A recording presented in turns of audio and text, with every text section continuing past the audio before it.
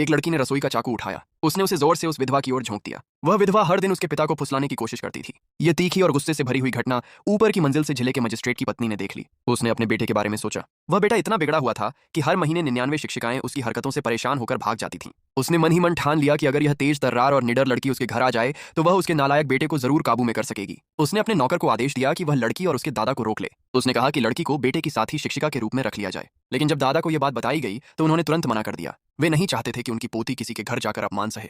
मगर जब नौकर ने कहा कि हर महीने 3 तौल चांदी मिलेगी तो दादा चौंक गए। नौकर ने यह भी कहा कि काम अच्छा हुआ तो 2 तौल और बढ़ाई जाएगी। यह सुनकर लड़की आगे आई और बोली, दादा मैं जाना चाहती हूँ। उसने कहा, माँ बीमारी से जूझ रही है, पिता उस विधवा के साथ भाग गया है और अब घर में खाने के लिए भी अनाज नहीं बचा। मैं ही इस घर की सहारा हूँ, मुझे पैसे कमाने ही होंगे। घर की हालत सोचकर दादा ने मजबूरी में हामी भर दी। मगर जैसे ही लड़की हवेली पहुंची वहां के बिगड़ैल बेटे ने उसके ऊपर सड़ी हुई सब्जियों का पानी फेंक दिया। लड़के ने कहा, अरे माँ कह रही थी तुम वही हो जिसे मेरे साथ पढ़ने के लिए बुलाया गया है? यही हो तुम? मुझे सिखाओगी? सपने देख रही हो?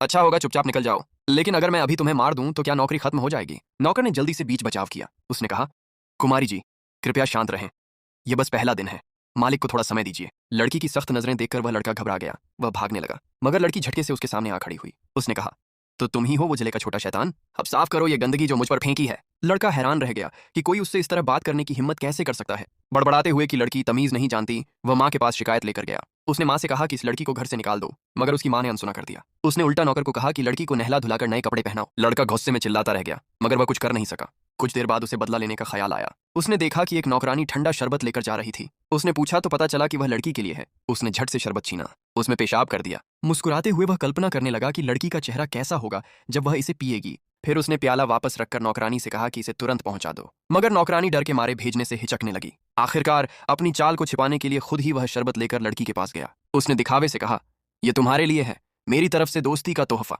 लेकिन लड़की ने जैसे ही प्याला सूंघा तुरंत समझ गई कि कुछ गड़बड़ है। उसने प्याला वापस उसकी ओर बढ़ाते हुए कहा, पहले तुम पियो। लड़का घबरा गया और भागने लगा मगर लड़की ने उसका हाथ पकड़ लिया। उसने जबरदस्ती पूरा प्याला उसके मुंह में उड़ेल दिया। लड़के की चीख सुनकर 2 नौकर दौड़ते हुए अंदर आए, लेकिन लड़की पहले से तैयार थी। उसने बांस की नली से मिर्च वाला पानी मुंह में भरा। उसने जोर से दोनों के चेहरों पर फूंक दिया। दोनों दर्द से चिल्लाते हुए जमीन पर गिर गए। फिर उसने एक और बार मिर्च का पानी लड़के के चेहरे पर फेंका।